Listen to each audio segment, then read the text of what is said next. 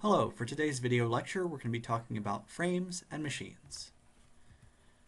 So a frame or a machine is a structure that has at least one member that is not a two-force member.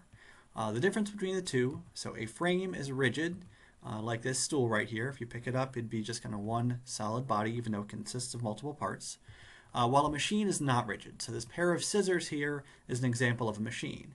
It's got two halves held together by a pin joint, so it's kind of one piece, but the pieces can move relative to one another. So because we can't assume that each member is a two-force member, so we have something that is not a two-force member in both of these cases, we can't use the method of joints or method of sections like we did for trusses. So though it is still useful to identify two-force members that are present for analysis.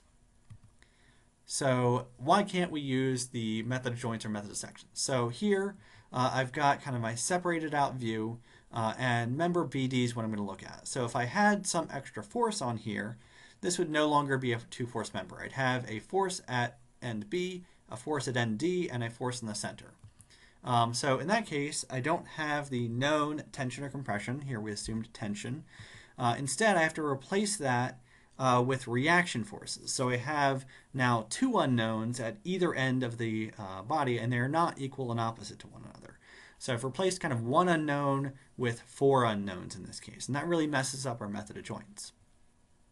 We're going to get something similar with the method of sections. So if I have a force acting right here, BD is not kind of a force in a known direction. I can have a force in the x, a force in the y, and a moment at that internal force. So I'd replace the single unknown force with two forces and a moment. Again, this is going to mess up our assumptions for method of sections. So for frames and machines, when we have something that's not a two-force member, is going to interfere with our method of joints and method of sections.